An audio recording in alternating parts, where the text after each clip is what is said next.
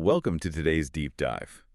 I am really excited about this one because we are tackling something that I think almost everyone listening has struggled with at some point. Oh, absolutely. It's incredibly relatable, even if you aren't in the specific industry we're talking about today. Right. So for you, the listener, today we are taking a deep dive into the methodology, the mindset, and really the entire real-world trading journey of Hannah Forex. Yeah, and for anyone who might not be familiar with her, she's built this massive presence. She has a YouTube channel with over 220,000 subscribers. Wow. Yeah, it's huge, and she does these daily vlogs, but what we're really focusing our lens on today are her community posts because they are just remarkably candid. They really are. They don't even read like typical, financial advice. No, not at all. They're more like, well, they're like a psychological autopsy of what it actually takes to survive and succeed in a high-stakes environment. Exactly. And that is really our mission for this deep dive. Yeah. We are going to look at her trading strategies, sure, but more importantly, we want to completely deconstruct this identity shift that she constantly advocates for. Because that's the real secret sauce, right? That transition. Right. The transition from being just a passive consumer of information Yeah. to becoming a disciplined executor, someone with a purpose that is, frankly, much bigger than just making a quick buck. And to really grasp that transition, we kind of have to start where she says the vast majority of people just get permanently stuck. Right there. It's what she calls the trap of the content consumer. The content consumer trap. Yeah.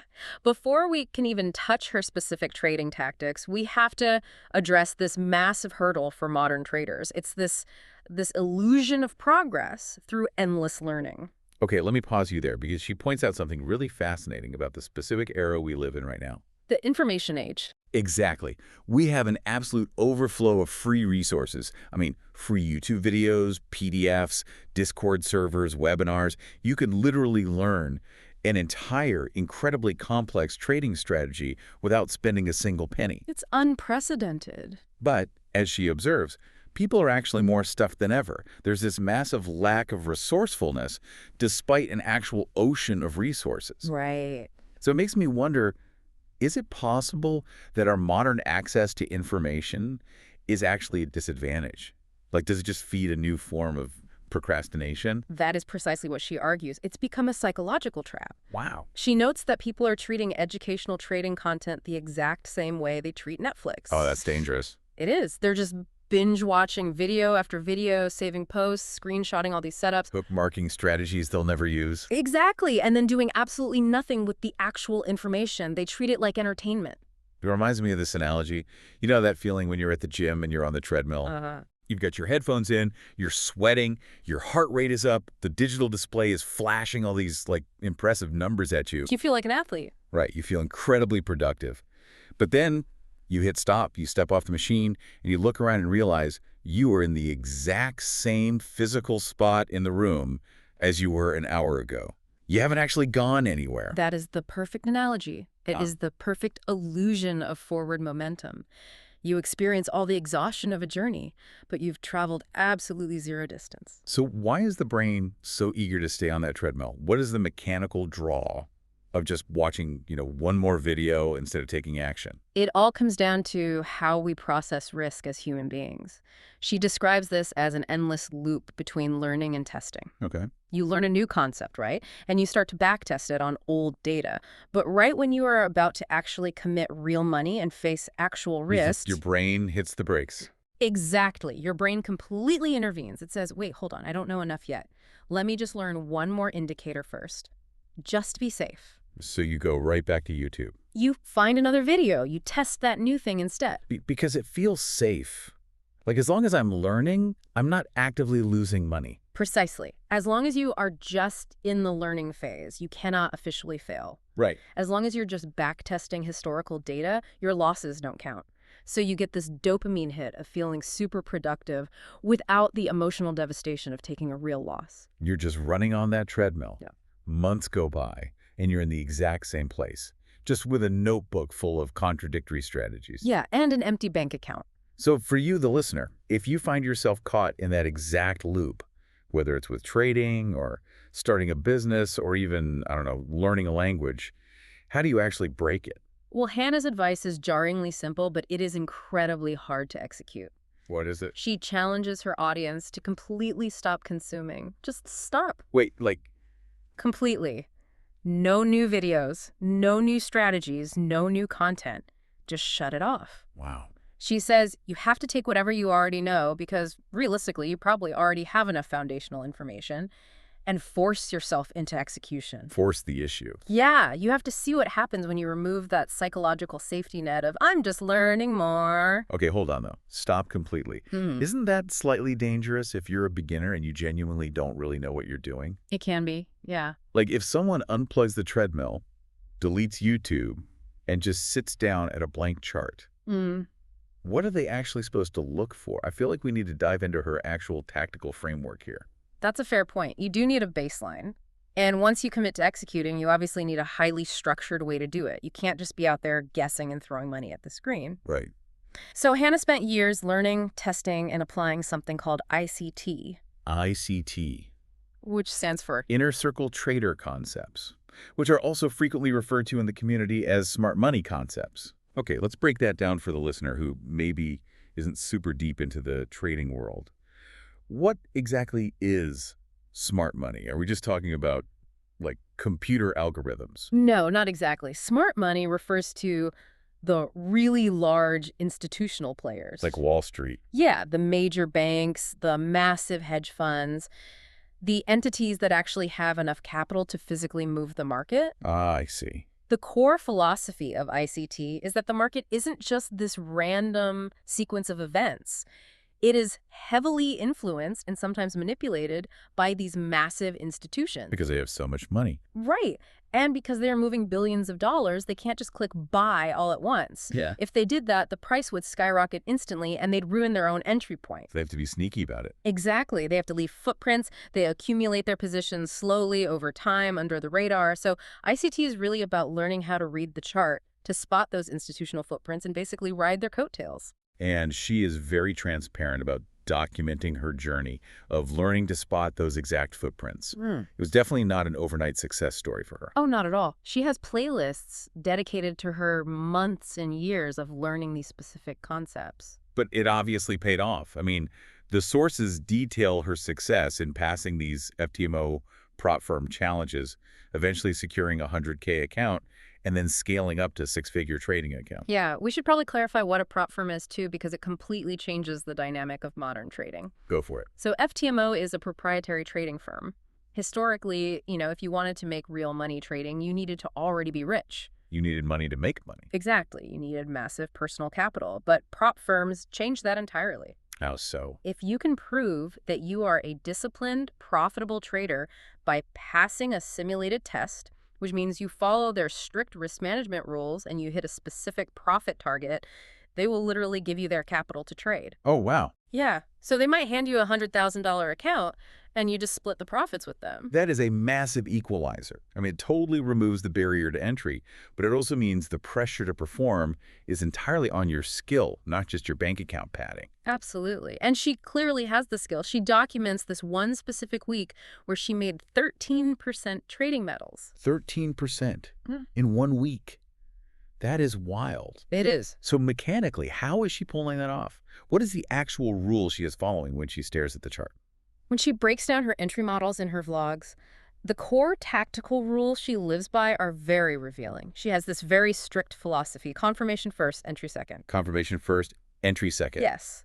But her most eliminating tactical quote, I think, is this one: every pause in price is a future clue. Every pause in price is a future clue. Yeah. Hey, let's think about that. It's almost like detective arriving at a crime scene. Right. A bad detective bursts through the door, immediately guesses who the murderer is, and then tries to aggressively force the evidence to fit their wild theory. Which is what most amateur traders do. Exactly. But a good detective doesn't do anything at first. They just wait. They look for breadcrumbs. They let the scene tell them the story before they act. That's close, but it's actually even more restrained than that with her. Really? Yeah, it's more like a detective meticulously dusting for prints before they even allow themselves to formulate a theory. Oh, wow. Because the smart money, those big institutions, they always leave a print. So when she says a pause in price, she's referring to those moments when the market stops going aggressively up or down and just sort of moves sideways. Like it's taking a breath. Yes. Mechanically, that pause often represents those large institutions quietly accumulating or distributing their massive orders. It's a buildup of pressure. Okay, I follow. So she isn't trying to predict which way the pressure will explode. She is waiting for the market to pause, to leave that clue, to give her confirmation of the direction, and then she enters. That's a highly reactive approach. Very reactive and incredibly patient. But here's where I get stuck, and where I imagine you, the listener, might get stuck when thinking about applying this to your own life. Okay. It sounds like her real edge isn't a secret technical indicator at all. It's not a magic line on a chart. Her real edge is just extreme, almost unnatural patience. That's exactly what it is. But how do you actually enforce that patience? I mean, when the screen is flashing red and green, real money's on the line, your heart is literally pounding in your chest. How do you physically stop your hand from clicking the mouse and jumping the gun? That is the million-dollar question for any high-pressure environment. Right. And the answer lies in her most uncompromising, absolute, non-negotiable rule. And interestingly enough, it's something that happens entirely away from the live charts. Wait, really? Away from the church? Yeah. You cannot execute her tactics properly. You cannot maintain that extreme patience if you are lying to yourself about your past performance. You have to face the mirror of your own data. Face the mirror. So how does she actually track that? Is she just looking at her bank account balance on a Friday afternoon to see if she survived the week? Oh, no. No, it is much deeper and much more painful than that. Unpack that for me. She has this incredibly strict weekend journaling routine. She states very clearly that it is an absolute hardline rule for her. She will not enter a new trading week without deeply journaling the past one. Every single weekend. Every single weekend. And it's not just about glancing at the profit and loss statement. She sits down and forces herself to answer 3 very specific questions. Which are? What did I do well? What did I do poorly? And what do I need to be more mindful of this coming week? Man, that requires a brutal level of self-honesty, especially if you had a terrible week where you lost money. The instinct is to just run away from it. Exactly. And she observes that what most people do when they have a bad week is they get frustrated, they slam their laptop shut on Friday afternoon, and they just go try to numb out for the weekend. Go to a bar, watch TV, whatever. Right. They absolutely do not want to look at the data because the data makes them feel incompetent. So they just blindly hope that Monday morning will magically be different. She calls it choosing to stay delusional. Choosing to stay delusional. I think we all do that in different areas of our lives, honestly. Oh, for sure. It's exactly like refusing to step on the bathroom scale on a Monday morning after a weekend of eating complete junk food. That is so true. Right. You know the number isn't going to be good. You know you made bad choices, so you just avoid the scale entirely because living in a vague sense of ignorance is so much more comfortable than facing the concrete numerical reality of what you did. That's a perfect parallel. But by avoiding the scale or avoiding the trading journal, you are virtually guaranteeing that you will repeat the exact same mistakes. Because you don't know what to fix. Exactly. You simply cannot fix what you refuse to look at. But let me push back on that process for a second. Because there has to be a severe psychological cost here. How? If I sit down on a Sunday night and stare at a spreadsheet of all the terrible trades I made and all the times I lacked patience, don't I risk carrying all that emotional baggage and self-doubt right into Monday morning? Like, how does she separate the objective data from that awful, sinking feeling of failure? That's a really crucial point in her methodology, and honestly, it's very counterintuitive. What she explains is that facing the data actually removes the emotional baggage. Wait, it removes it. How? Think about it. When you don't look at the data, you just have this vague, heavy cloud of "I'm a terrible trader" hanging over your head. Yeah, that makes sense. It's a purely emotional weight. It's a feeling.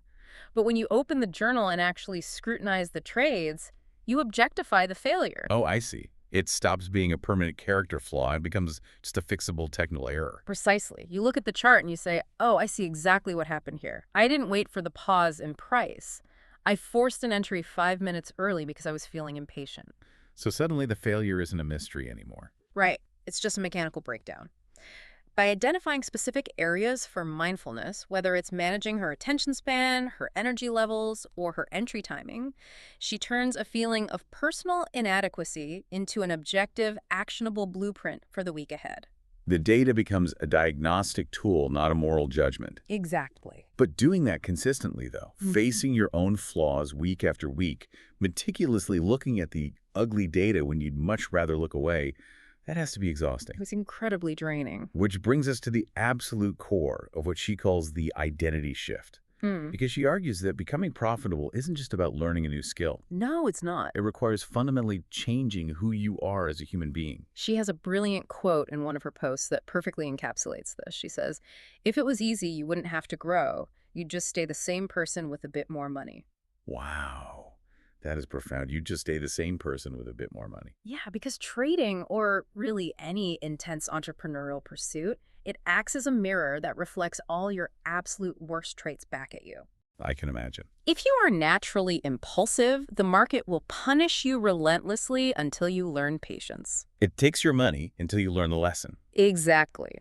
If you are stubborn, the market will take your money until you learn flexibility. It physically forces you to learn discipline. It forces you to learn how to manage your emotions and how to take a loss without completely spiraling out of control.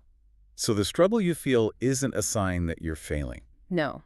The struggle is the actual mechanism that is forging the new version of you. Okay, so give me an example of what this new identity actually looks like in practice. Because, it's easy to talk about discipline when things are going perfectly well. Right, when you're winning, everyone is disciplined. Exactly. Well, she shared this incredible real-world story that proves she actually lives this philosophy. Yeah. She talks about a time she traveled to the Philippines for a retreat. Okay. And it was an absolute nightmare scenario for productivity. She endured 14 hours of brutal travel. She gets hit with this blinding migraine, and on top of it all, she's fairly certain she contracted food poisoning. Oh my God. Yeah, she is feeling physically and mentally just terrible. Listen, if I'm in that situation, I am staying in bed with the curtains drawn. I'm taking the day off, no question. Of course, most Oh. people would. Yeah. But what does she do? When the trading session opens, she still gets up and sits down at her desk. You're kidding. Now, to be clear, she didn't actually execute a live trade because her setups weren't there. There were no structural clues, no confirmation. Right, she followed her rules. But she still showed up. She did her chart markups. She jumped into her Life Club Discord community to hang out with her people and offer support while watching the sunrise. Which completely shatters that glamorous Instagram illusion of day trading. Totally. People think trading freedom means making millions and then just trading for 10 minutes a day from a beach chair while sipping a cocktail. It's the biggest myth on the internet. But here she is, sitting there, sick, in pain, doing the totally mundane work. And this gets to the heart of how she redefines freedom. True freedom isn't the absence of work. What is it then? She argues that true freedom is keeping your non-negotiables intact, regardless of your external circumstances. Oh, that's good. If your rule is to review the markets and prepare your charts every single morning, you do it. Sick, tired, traveling, it doesn't matter. You are no longer a slave to how you feel on any given day. It reminds me of professional athletes. Like, a pro basketball player doesn't only practice their fundamentals when they feel perfectly rested and inspired. Never. They show up and shoot 500 free throws when they have a headache, when they're exhausted, when they're jet-lagged. They rely on the foundation they've built, not their mood. Exactly. But let me challenge this whole premise for a second. If it is really this grueling, this demanding, this profoundly unglamorous, why do it? Like, does the desire for personal wealth really push someone through a 14-hour flight, a migraine, and food poisoning? It feels like human nature has a limit there. Money can only push you so far. If we connect this to the bigger picture, the answer is a definitive no. And this is the ultimate realization Hannah comes to. When the inevitable losses hit, when the slow periods just drag on for weeks, when you are physically sick and questioning why you are putting yourself through the psychological ringer, money alone will absolutely not carry you. So what does? You have to evolve past the self. Which is an interesting shift because she admits in her posts that trading starts out very you-focused, right? Oh, it almost has to start that way. When you first begin, it's entirely about you. It's your charts, your profit and loss, your desire to quit your stressful job, your vision of personal freedom. Buying a nicer car, taking vacations. Exactly. And she says there's nothing inherently wrong with that in the beginning. It's a totally normal catalyst to get you going. Right. But if your motivation stays entirely focused on yourself and your own wallet, you will inevitably hit a wall. You'll hit a point where the pain of the process outweighs the desire for the money. Because it's just not worth the stress anymore. Right. So what changed for her? How do you miraculously stop caring only about your own success? It wasn't miraculous, really. It was a shift in perspective brought on by scaling her business. Okay. She saw a post from a female founder who mentioned that she now pays her team more than she was ever paid as an employee. Oh, wow. And Hannah had this profound aha moment. She looked at her own operation and realized, wait, I do that too. She was investing in and paying her team better than she had ever been compensated when she was working for someone else. So she suddenly saw the ripple effect she was having. She built this skill, this trading business, and it wasn't just buying her things anymore. It was actually taking care of people's livelihoods. Exactly. The shift was moving from trading for personal wealth to trading to provide for her team and to support her community. That changes everything. It does. Now, yeah. Mechanically, that creates the ultimate psychological armor.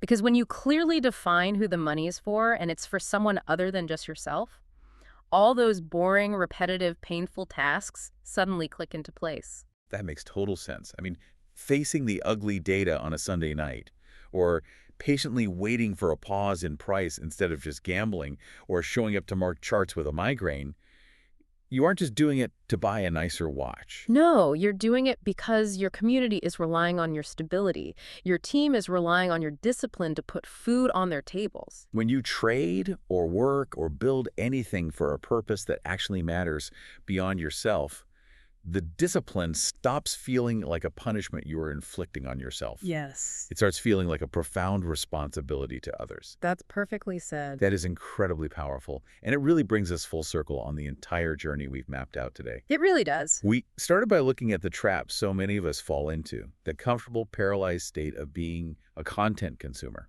running on the treadmill, getting the dopamine hit of learning without ever taking the risk of executing. And the only way off that treadmill is to adopt strict tactical rules, waiting for clues, seeking confirmation before entry, dusting for footprints instead of just blindly guessing. But those rules mean absolutely nothing if you don't enforce them through brutal, objective data review. Right, you have to look in the mirror. You have to face the mechanical reality of last week's mistakes so you can build the blueprint for next week.